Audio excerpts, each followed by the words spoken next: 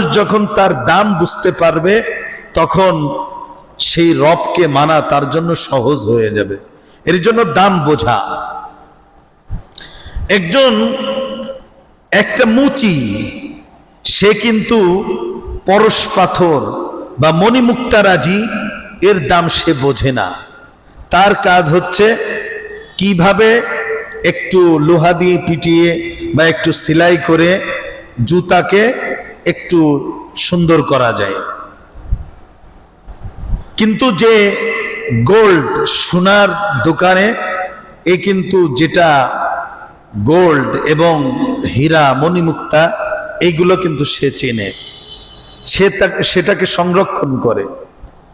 মানুষ যদি তার দাম জানতে পারে, বুঝতে পারে, তখন সে দামি হয়। আর যখন সে তার দাম জানবে না, বুঝবে না, তখন সে বেদামি হয়ে যাবে। আল্লাহ রাব্বুল আলামিন এর জন্য মানব জাতির জন্য সুন্দর সুন্দর ব্যবস্থাপনা রেখেছেন। আমি যে আয়াতে কালিমা তেলাওয়াত করেছি, অসংখ্য অগণিত হাদিস থেকে একটা হাদিস পড়েছি। আয়াত এবং হাদিসের আলোকে ইনশাআল্লাহ বুঝার নিয়াতে, আমলের নিয়াতে, অপরকে পৌঁছানোর নিয়াতে আমরা আমল করার চেষ্টা করব। সম্মানিত উপস্থিতি, হায়াতের জিন্দেগি বড় সংকীর্ণ। আল্লাহ রাব্বুল আলামিন সূরা আলে ইমরানের ভিতর বলেন, 4 পারার 14 নম্বর পৃষ্ঠার ভিতর আল্লাহ রাব্বুল আলামিন বলেন, আল্লাযীনা ইয়াযকুরুনাল্লাহ।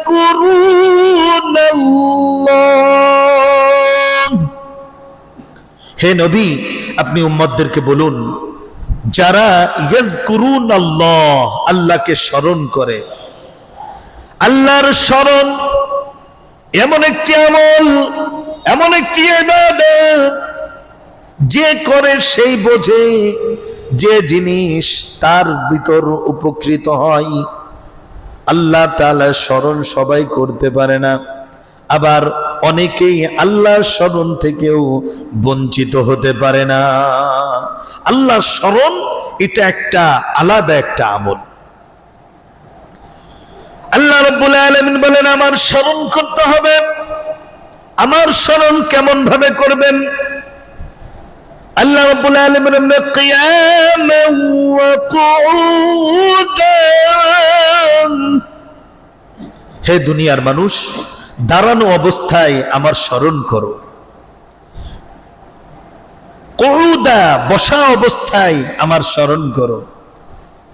ওয়ালা জুনুবিহিম, শয়নরত অবস্থায় আমার স্মরণ করো।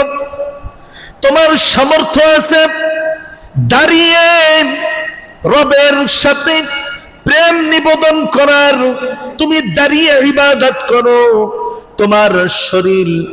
তোমার শরীর খারাপ হতে পারে।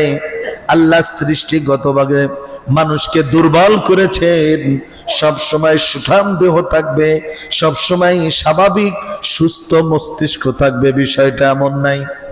অসুস্থতা এটা আল্লাহ তাআলা দেয়, সুস্থতাও আল্লাহ তাআলা দেয়। আল্লাহ তাআলা দেখতে চান আমার গোলাম, আমি মুনিব, আমার গোলাম সুস্থ থাকা অবস্থাকে আমার ইবাদত করে নাকি অসুস্থ অবস্থায় ইবাদত করে। আল্লাহ রাব্বুল আলামিনের ইবাদত শুধু সুস্থ থাকা অবস্থায় করলে হবে না, বরং অসুস্থ অবস্থায়ও আল্লাহ তাআলার ইবাদত করতে হবে। কিতাবের ভিতর দেখতেছিলাম, একটা মানুষ সমুদ্রে পতিত হয়েছে, সমুদ্রের ভিতর ভাসমান অবস্থায়, জীবন নাশের অবস্থা, মরণাপন্ন অবস্থা। এমন সময় সে একটা কাঠ পেয়েছে। কাঠের উপর জীবনটাকে বাঁচানোর জন্য কাঠের উপর একটু ঠাঁই পেয়েছে। ঘড়ি নাই, সময় নির্ণয় করা, নির্বাচন করার সুযোগ নাই। এমত অবস্থায় সূর্য দেখে, সূর্য প্রায় ডুবন্ত ভাব, আসরের নামাজ কাজা হয়ে যাবে। শরঈ মাসআলা হচ্ছে, তোমার জীবন যখন এখনো শরীরের মধ্যে আছে, নির্ণয় করতে পারতেছো এখনই সূর্যাস্ত হবে, আসরের নামাজ পড়তে পারি নাই, ওই মরণাপন্ন অবস্থায় জীবন আছে, তোমার মস্তিষ্ক বিগড়াই নাই, তোমার মস্তিষ্ক সুস্থ আছে, এমত অবস্থায় ইশারাই হলেও তোমার উপর আল্লাহর হুকুম, আসরের 4 রাকাত ফরজ নামাজ তোমার পড়ে নিতে হবে। এটা হচ্ছে মালিক আর গোলামের একটা গুড রিলেটিভ, কোন রকম ছাড় নাই। আর আমরা তো কিতাবের ভিতর আজকে দেখতেছিলাম যে এই অবস্থাও রব্বে কারীম আহকামুল হাকিমিন, আল্লাহর শরণ থেকে তুমি যেন বিমুখ হও না, কারণ তোমাকে আল্লাহ তাআলা তার গোলামি করার জন্য সৃষ্টি করেছেন। তোমার দাম বুঝতে হবে, তুমি যে আল্লাহর দাসত্ব করবে, তোমাকে আল্লাহ তাআলা সৃষ্টির শ্রেষ্ঠ জাতি বানিয়েছেন। শুধু খাবার দাবার খাইলেই সে শ্রেষ্ঠ না, তুমি উৎকৃষ্টতম খাদ্য খাও, গোশ খাও, মাছ খাও। এমন হিংস্র প্রাণী আছে যারা শুধু গোশতই খেয়ে যায়, শুধু খাইলেই সে প্রতিষ্ঠিত আর দামি হতে পারে না। তুমি অনেক খাওয়ার জন্য তোমাকে আল্লাহ পয়দা করে নাই, উত্তম খাদ্য খাওয়ার জন্য পয়দা করে নাই আল্লাহ। তোমাকে কেন পয়দা করেছে কোরআন থেকে জেনে নাও। আল্লাহ রাব্বুল আলামিন অসংখ্য অগণিত মাখলুকাত সৃষ্টি করেছেন, সমস্ত মাখলুককে আশরাফুল মাখলুকাতের অধীনে করে দিয়েছেন, বলেন সুবহানাল্লাহ। সমস্ত মাখলুক একমাত্র আশরাফুল মাখলুকাত, সৃষ্টির শ্রেষ্ঠ জাতি, এই মানব জাতির ইত্তেবা করবে। মানুষ যেটা বলবে সে প্রাণীগুলো সেটাই শুনবে। আল্লাহ রাব্বুল আলামিন দুনিয়ার বুকে যত মাখলুককে পয়দা করলেন, সবাইকে এক একটা নির্দিষ্ট সীমারেখা হায়াতও দিয়েছেন, আমাদেরও হায়াত নির্দিষ্ট। কিন্তু আল্লাহ রাব্বুল আলামিন বিশেষ করে দুটো জাতির ব্যাপারে তার একটা দায়িত্ব দিয়ে দিয়েছেন, সেটা হচ্ছে জিন এবং ইনসান। অন্য জাতির জন্য, অন্য প্রজাতির জন্য এমন না। গরু, ছাগল, ভেড়া যে আমাদের গৃহপালিত পশু, যেগুলো আমাদের দৈনন্দিন জীবনে, দেখেন গরু, ছাগল, ভেড়া দিয়েই তো আমরা কুরবানি করেছি। এই আমিষ জাতীয় খাদ্য খেয়ে আমাদের শরীরে শক্তি হইতেছে, শক্তি সঞ্চয় হইতেছে। এই যে খাদ্য, এটা আল্লাহ তাআলা আমাদের জন্য পয়দা করেছেন রিজিক হিসেবে। আল্লাহ রাব্বুল আলামিন বলেন, ইয়া আইয়ুহাল্লাযীনা আমানু কুলু মিনাত তাইয়্যিবাত, কুলু ওয়াশরাবু, খাও এবং পান করো, হালাল রিজিক খাদ্য খাও, কুরবানির গোশত খাও, তোমার শরীরের শক্তি আমি পয়দা করব।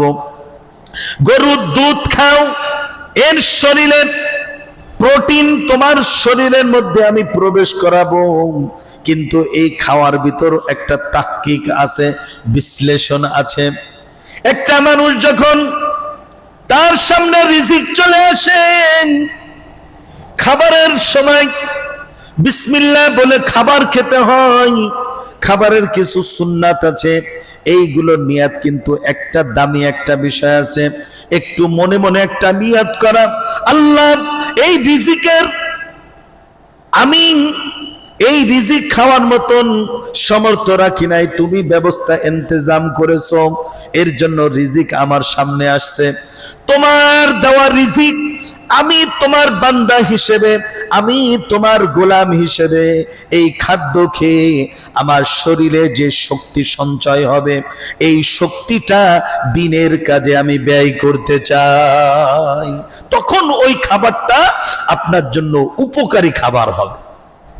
কখনো নিয়াত করেছি, চিন্তাও করি নাই, শুধু হাঁসের মতন পাই আর গরু, ছাগল, ভেড়ার মতন, ওদের তো কোনো হিসাব নাই। তোমাকে তো গরু, ছাগল, ভেড়া বানানো হয় নাই, তোমাকে খলিফা বানানো হয়েছে। তোমার ব্যাপারে আল্লাহ তাআলা বলতেছেন, ওয়ামা খালাকুতুল জিন্না ওয়াল ইনসা ইল্লা লিয়াবুদুন। ও দুনিয়ার মানুষ, আমি তোমাদেরকে পয়দা করেছি, তোমাদেরকে সৃষ্টি করেছি একমাত্র আমার ইবাদত করার জন্য, আমার গোলামি করার জন্য, আমার দাসত্ব করার জন্য। তোমাকে আমি সৃষ্টি করেছি। তুমি যদি আমার উদ্দেশ্যহীন কাজ করো, তোমার মন মতন মত মতন চলো, আমি কিন্তু কঠিন পাকড়াও করব, এমন পাকড়াও করব, তখন কিন্তু তুমি ছাড় পাবে না। কারণ তোমাকে আমি খাওয়ার জন্য, তোমাকে আমি পড়ার জন্য, তোমাকে চলার জন্য যে ব্যবস্থাপনা করেছি, তার ভিতর একটাই উদ্দেশ্য দিয়েছি, সেটা হচ্ছে আমার ইবাদত করবা।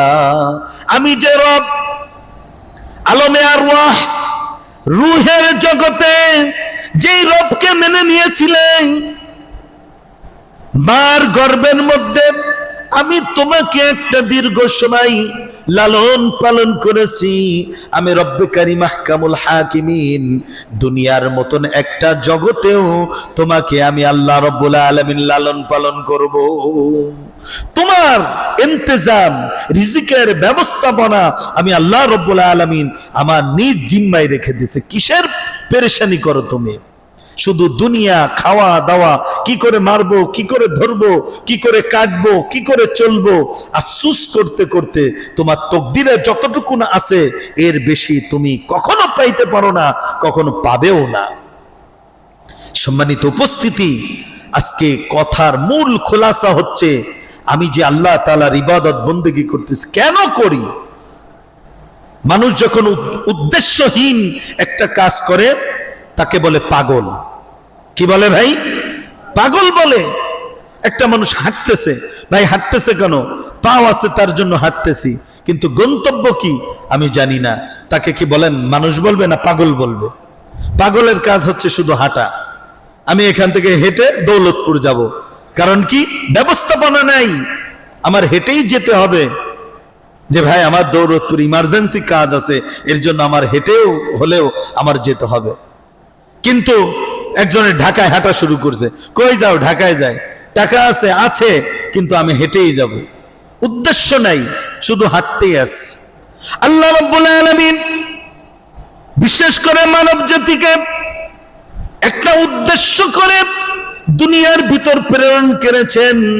আল্লাহ রাব্বুল আলামিন কুরআনের ভিতর সূরা মুমিনুনের ভিতর বলেন, আফাহাসিবতুম আন্নামা খালাকনাকুম আবাসাও ওয়া আন্নাকুম ইলাইনা লা তুরজাউন। আফাহাসিবতুম, তুমি কি মনে করো, আন্নামা খালাকনাকুম, আমি আল্লাহ তোমাদেরকে পয়দা করেছি, সৃষ্টি করেছি, আবাসাও, অনর্থক, অহেতুক তোমাদেরকে সৃষ্টি করেছি? ও আমার বান্দা বান্দি, আমি আল্লাহ রব্বুল আলামিন যদি বড় প্রাণী হিসেবে তোমাকে আশরাফুল মাখলুকাত নির্বাচন করবে, তো হাতি হতো আশরাফুল মাখলুকাত। আমি তোমাকে বিবেক দিয়েছি, বিবেকহীন বানাইনি। তোমাকে ভালো মন্দ বুঝার ক্ষমতা আমি আল্লাহ রব্বুল আলামিন দিয়েছি। যেমন তোমার দাম, দামের স্থানে যদি তুমি চলতে পারো তাহলে তোমার দাম আছে, নাই তোমার কোনো দাম নাই। আল্লাহ রাব্বুল আলামিন বিশেষ করে আমাকে আপনাকে পয়দা করেছেন তার ইবাদত আর গোলামি করার জন্য। যদি গোলাম তার মুরিদকে মেনে নেয়, এটাই হচ্ছে তার বাস্তবতা, তার সফলতা। আর যদি গোলামকে না মানে, নিজের বিবেককে, নিজের যুক্তিকে, নিজের বিবেচনাকে খাটায়, তো সে আর শয়তানের ভিতর কোনো পার্থক্য নাই। চলেন বুঝাই দিই, খুব খেয়াল করে বোঝার চেষ্টা করবেন। আল্লাহ রাব্বুল আলামিন দুনিয়ার বুকে মনে করেন অনেকের আন্ডারে একজন কাজ করে, একজন দোকানে কয়েকজন কর্মচারী থাকে। এখন কর্মচারীর কাজ হচ্ছে মালিক যেভাবে বলবে সেইভাবে সে চলবে। কন্ডিশন, মান্থলি তাকে একটা 15,000 বা 20,000 টাকা স্যালারি দেবে, একটা কন্ডিশন থাকে। আপনার বাড়ি একজন কাজ করে, তার একটা কাজের শিডিউল দেওয়া আছে, তুমি এই কাজ করবা, 3 বেলা খাবা, তোমাকে এই দেব, অমুক দেব, তোমাকে এই বেতন দিব। সে কিন্তু মালিকের অধীনে কাজ করে। কিন্তু ওই কর্মচারী কিছুদিন পর চিন্তা করলো, দোকানের সমস্ত মাল বিক্রি ছাড়া মালিকের অনুপস্থিতি বা অ্যাবসেন্সে বা তার চেয়ে বেশি বুঝে যদি আপনি এক্সারসাইজ কোনো কাজ করতে যান, তখন মালিক আপনার উপর অসন্তুষ্ট হবে, সে আপনাকে পরিবর্তন করবে, আপনাকে বাদ দিয়ে অল্টারনেট আরেকজন সে কর্মচারী ব্যবস্থা করবে। দুনিয়ার বুকে আল্লাহ রাব্বুল আলামিন আমাদেরকে পয়দা করেছেন, আমাদের রব আল্লাহ। আমরা গোলাম, শুধু গোলাম না, গোলামের বাচ্চা গোলাম। আল্লাহ রাব্বুল আলামিন আমাদেরকে সৃষ্টি করেছেন, সমস্ত ব্যবস্থাপনা করে দিয়েছেন, প্রতিটা শ্বাস প্রশ্বাসে, প্রতিটা মুহূর্তে, একদম সকাল থেকে শুরু করে দৈনন্দিন 24টা ঘন্টা তার নিয়ামতের ভিতর আমরা নিমজ্জিত আছি। এই যে দেখেন, যে অক্সিজেন, আমরা যে অক্সিজেনটা গ্রহণ করি, আপনি যখন আইসিইউতে রাখে একটা পেশেন্টকে, সেখানে অক্সিজেন যেটা প্রাকৃতিক অর্থাৎ মানুষের তৈরি করা যে অক্সিজেন দিয়ে তাকে বাঁচায় রাখে, এর জন্য একটা কস্ট, একটা খরচ, ব্যয়বহুল একটা খরচ সেই ব্যবস্থাপনাদেরকে দেওয়া লাগে। কিন্তু আল্লাহ রাব্বুল আলামিন প্রতিটা সেকেন্ডে আমরা যে অক্সিজেনটা গ্রহণ করতেছি, ভিতরে ঢুকাইতেছি, আর যেটা বাহির করতেছি কার্বন ডাই অক্সাইড, দূষিত একটা বাতাস আমরা এটা বাহির করে দিতেছি, কত এই একটা নিয়ামতের কথা একটু চিন্তা করুন। এই যে মাঝে আমাদের এলাকায়, এখানেও মাঝে মাঝে হয়, বিদ্যুৎ নাই, কেমন যেন পুরো এলাকাটা অচল হয়ে গেছে। আমার বিদ্যুৎ নাই, এমন সময় আমি বিদ্যুৎ অফিসে গেলাম, সেখানে দেখো বিদ্যুৎ নাই। কোনো কাজ করব বলতেছে বিদ্যুৎ না আসার আগ পর্যন্ত আপনি যতই রিকোয়েস্ট করেন কোনো কাজ করা সম্ভব না।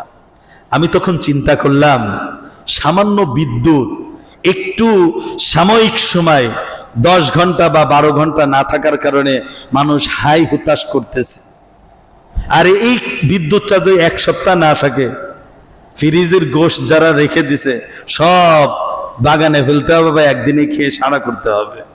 এমন একটা দেখেন বৈজ্ঞানিক আবিষ্কৃত যে বিষয়গুলা, সামান্য এই স্তর থেকে উপরের স্তরে ওঠেন, পানি, বাতাস, যে অক্সিজেন গুলা আল্লাহ তাআলা পুরা জাতির জন্য, মানুষের জন্য না, যত পশু পাখি সবার জন্য আম করে দিয়েছেন, মওজুদ করে রেখেছেন। আল্লাহ তাআলা তো আপনাদের মান্থলি অক্সিজেনের জন্য একটা টাকা দিতে হবে বা কিছু দিতে হবে, এমন তো আল্লাহ তাআলা চাইতেছেন না। আল্লাহ কি চাইতেছেন? ও দুনিয়ার মানুষ, তোমরা হচ্ছে গোলাম, শুধু গোলাম না, রহমানের গোলাম।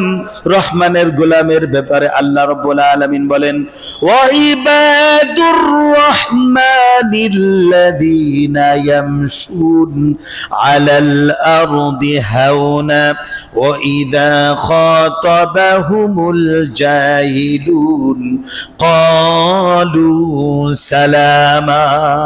আমরা গোলাম, নিঃসন্দেহে রব্বে কারীম আহকামুল হাকিমিনের গোলাম।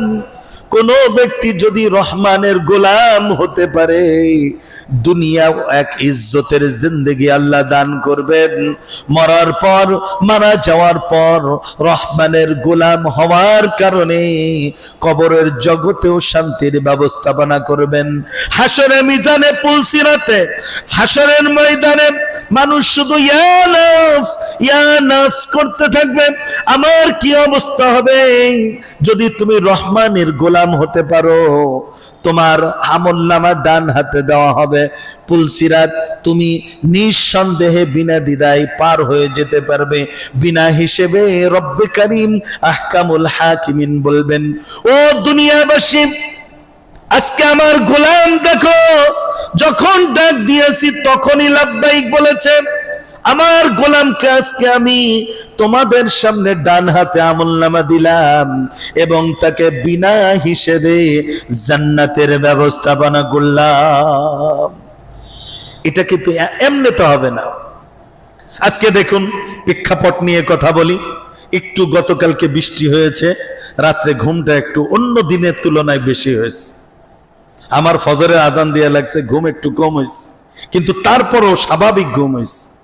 কারণ কি, একটা দায়িত্ব আছে যে আজান দিতে হবে, নামাজ পড়াইতে হবে। আপনি তো মোটামুটি কোনো দায়িত্ব নাই যে হুজুর এটা তো আপনার ডিউটি। আর আসলে ভাই ডিউটি এমন না, আপনারও নামাজ পড়তে হবে, আমারও পড়াইতে হবে, কিন্তু টান মারছি রবারের মতন, তাগায় দেখি দুই পাশে এক কাতারও ভরে নাই, মাদ্রাসার তালবি আলিমও নাই। অর্থাৎ কই গেল সেই মুসাল্লিরা? রমাদানের জুমাতুল বিদা, ঈদুল ফিতরের আগের দিন আমার 4 কাতার মুসাল্লি নামাজ পড়েছে। এতগুলো তো মারা গেলে আমি জানাজা পড়াইতাম, কিন্তু মারাও যাই নাই। একটা সমস্যা হয়েছে যে আমরা কিছু ইবাদত করি সূরা হজ্জের ভিতর, দেখেন সব কিছু কোরআনে আছে। আপনি যে এই যে আল্লাহ তাআলার সাথে বাটপারি করতেছেন, অর্থাৎ তার হুকুমকে লঙ্ঘন করতেছেন, ছেড়ে দিতেছেন, এই কথাও কোরআনে চলে আসছে। আপনি মনে করেন না যে আমি আমার মতন বলতেছি, এমন না। আল্লাহ রাব্বুল আলামিন বলেন, ওয়া মিনান নাসি মান ইয়াবুদুল্লাহ আলা হারফ ওয়া মিনান নাসি মান ইয়াবুদুল্লাহ আলা হারফিন ফাইন আসাবাহু খায়রুন ইতমাআন্না বি ওয়া ইন আসাবাতুহু ফিতনাতুন ইনকালাবা আলা ওয়াজহি। আল্লাহ রাব্বুল আলামিন বলেন, ও দুনিয়ার মানুষ, দুনিয়ায় কিছু কতক মানুষ আছে যারা প্রান্তিক ভাবে আল্লাহর ইবাদত করে। তাফসীরে প্রান্তিক ভাবে বলতে কি, যখন একটু সচ্ছলতা আছে, স্বাচ্ছন্দ্য বোধ করে, একটু সতেজতা চলে, তখন মসজিদে এসে ইবাদত বন্দেগী করে। আর যখন পেরেশানি আসে তখন কপাল ঠাকায় আর ঠুকায়, আর ইবাদতে তেমন সময় দেয় না। অর্থাৎ গরম পড়ছে, একটু অজুহাত বাহানা দেখে তারা নামাজ, আল্লাহর কালাম, ইবাদত বন্দেগী আস্তে আস্তে ছেড়ে দেয়। এই ধরনের এক শ্রেণীর মুনাফিক, এরা কিন্তু সমাজের ভিতর আছে, আমাদের পরিবেশের ভিতরও আছে। তারা মনে করে কি একরকম ভাবে আল্লাহ তাআলা মাফ করেই দেবেন, কিন্তু এইভাবে আল্লাহ তাআলার কাছে ক্ষমা চাওয়া বা আপনার মনে কি চাইতেছে, আপনি কি করতেছেন, সব আল্লাহ তাআলা জানে। এর জন্য এইভাবে যদি আপনি আল্লাহ তাআলার কাছে চান, তাদের ব্যাপারে আল্লাহ তাআলা বলেন, খাসিরাদ দুনিয়া ওয়াল আখিরাহ, তারা দুনিয়াও ক্ষতিগ্রস্ত, দুনিয়ায়ও লাঞ্ছিত, অপমানিত, অপদস্থ, এবং আখিরাতেও তারা অপমানিত, অপদস্থ হবে। তখন আর কোনো ছাড় হবে না।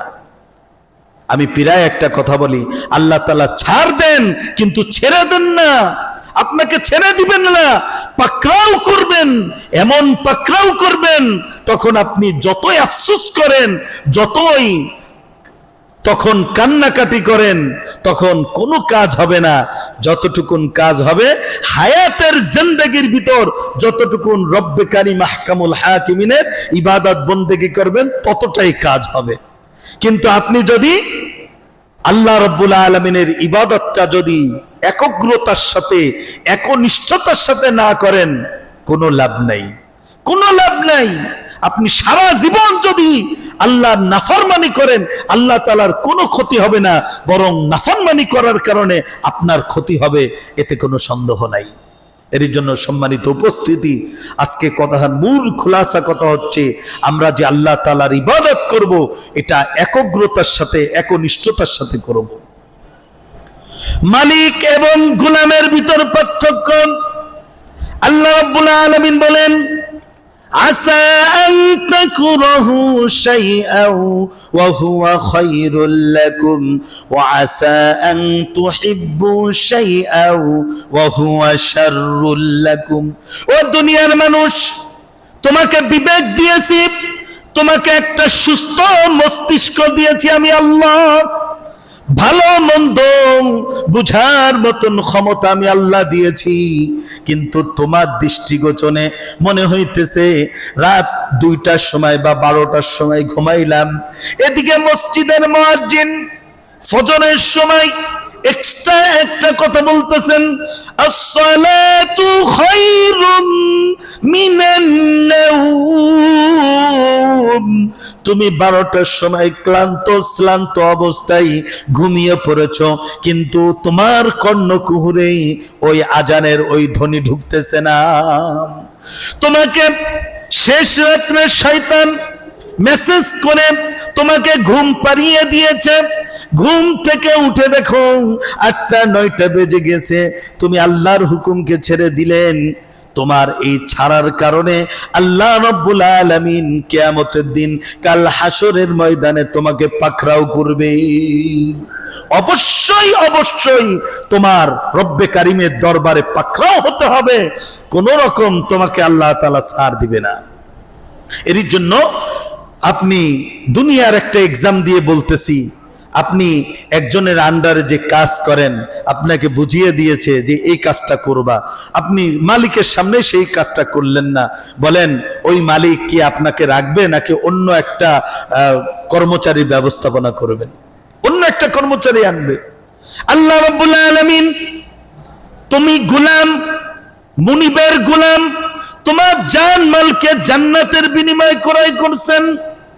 তুমি গরু ছাগল ভেড়ার মতো নয়, তুমি আশরাফুল মাখলুকাত। শুধু জিন আর ইনসানের ব্যাপারে ইবাদতের কথা বলেছেন, অন্য কোন জায়গায় অন্য কোন মাখলুকের ব্যাপারে ইবাদতের কথা বলেন নাই। শুধু বলেন নাই লিয়াবুদুন, শুধু ইবাদত করলে হবে না। তাফসীরের ভিতর লেখেন আই লিয়ারিফুন, রব্বে কারিমের পরিচয় তোমার জানতে হবে, তোমার রবকে চিনতে হবে। আর তোমার রবকে চিনার জন্য ভার্সিটিতে, মিশর আল আজহার ভার্সিটিতে বা অন্য জায়গায় যাওয়া লাগবে এমন না। তোমার শরীরের ভিতর রবকে চেনার জায়গা আছে। একটা গাছের দিকে তাকাও, তোমার রবকে চিনতে পারবে। যে কোনো স্থানে আপনি তাকান না কেন, সেখানে রব রয়েছে, যদি একটু সেই রবের ব্যাপারে একটু ক্যালকুলেশন করা হয়।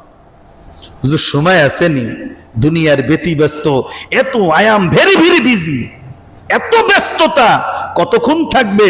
শরীরে শক্তি আছে, আজকে এই শক্তি কিন্তু আল্লাহ ছিনিয়ে নিবে। অনেকে মনে করে যে হুজুর বয়স হোক তারপর ইবাদত বন্দেগী করব। আল্লাহ দেখায় না সমাজের মধ্যে অনেক মানুষ অসুস্থ অবস্থায় আল্লাহ তাআলা আবার তাকে সুস্থ করে দিয়েছেন, আবার অনেক সুস্থ মানুষ হঠাৎ করে অসুস্থ হয়ে দুনিয়া থেকে বিদায় নিয়েছে। আল্লাহ সবকিছু দেখান, সবকিছু করতেছেন, শুধু আমাদের বিবেকহীন, আমাদের মস্তিষ্কগুলো ব্লক হয়ে গেছে। আমাদের এই মস্তিষ্কগুলো ব্লক হলে হবে না, অনেকের শুধু ব্লক না ব্ল্যাকও হয়ে গেছে, ও আর কাজ হবে না।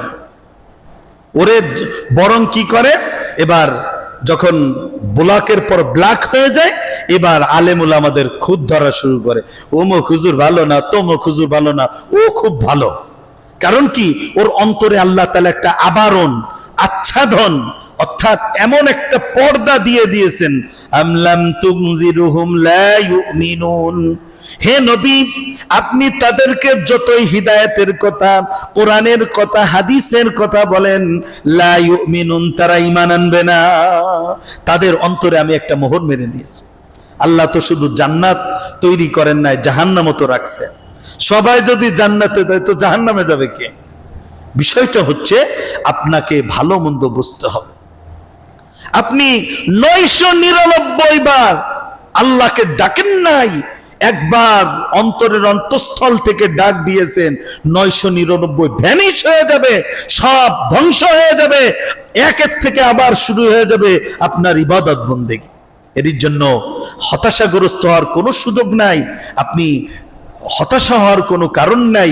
আপনি আল্লাহ তাআলার ইবাদত অন্তরের অন্তঃস্থল থেকে আল্লাহকে রাজি খুশি করার জন্য যদি করা শুরু করে দেন, আল্লাহ আপনাকে ক্ষমা করে দিবে। এর জন্য সম্মানিত উপস্থিতি, আমাদের হায়াতের জিন্দেগি বড় সংকীর্ণ। আল্লাহ তাআলা কেন আমাকে বানালেন, কিসের জন্য পয়দা করলেন, এটা আমার আপনার চিন্তা করতে হবে।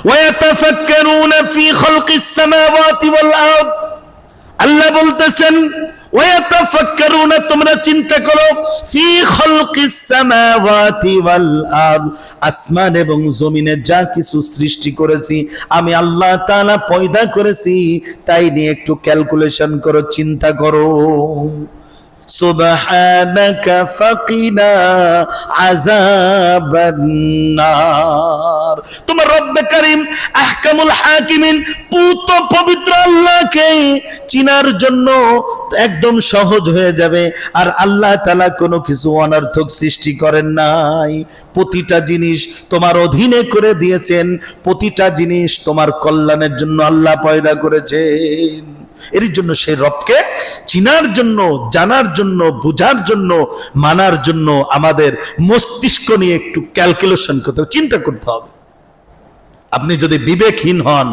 তাহলে কিন্তু কাজ হবে না বিবেকহীন কারা বিবেকহীনের জন্য কোনো শরীয়তের মাসআলা নাই একজন পাগলরে দেখছেন বলে এই মসজিদে ও তো মসজিদে এসে পিশাব করে দিবে মসজিদে এসে কি করবে পিশাব করে দিবে পায়খানাও করে দিতে পারে ও তো মসজিদ কোনটাকে বলে আর টয়লেট কোনটাকে ও তো বোঝে না কিন্তু মসজিদে সামান্য একটু যদি মোবাইলে রিংটোন বেজে ওঠে তাই আমরা কতটা অস্বস্তি বোধ করি যে না মসজিদ এখানে ইবাদতের জায়গা মসজিদে মোবাইল সাইলেন্ট করে রাখতে হবে বা সুইচ অফ করে রাখতে হবে এতটুকুন আমরা বুঝি কিন্তু সেই রবের ঘরে এসে ইবাদত করতে হবে এটাও চিন্তা করি না ইবাদতের ক্ষেত্রে আপনি যে অবস্থায় থাকেন না কেন ওই অবস্থায় আপনার উপর দাঁড়ানো অবস্থায় যদি অ্যাবিলিটি থেকে দাঁড়ানো অবস্থায় অ্যাবিলিটি না থাকলে বসা অবস্থায় তাও না থাকলে শয়নরত অবস্থায় যদি হাত সবকিছু প্যারালাইজড হয়ে গেছে আপনি নড়াইতে পারতেছেন না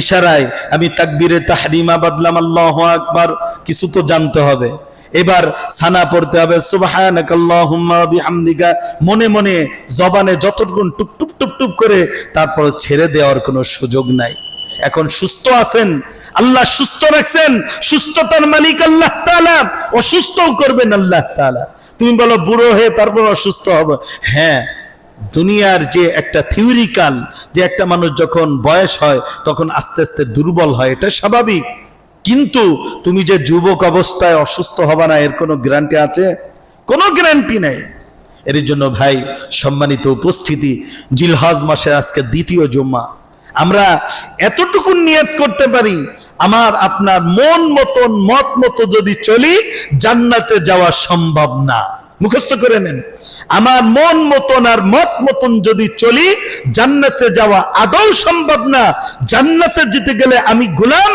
আমার মুনিবের কথা শুনতে হবে মুনিব কখন আদেশ করতেছে ওটা মানতে হবে কোনটা নিষেধ করতেছে এটা বর্জন করতে হবে এক কথাই শেষ এবার এটার বিস্তারিত আপনাকে আল্লাহ একদম বিবেকহীন বানান নাই আপনি চিন্তা করে বুঝে সেইভাবে আমার আপনার চলতে হবে আল্লাহ তাআলা আমাদেরকে তার দাসত্ব তার গোলামি ইবাদত বন্দেগী করার তৌফিক দান করুক সবাই বলেন আল্লাহুম্মা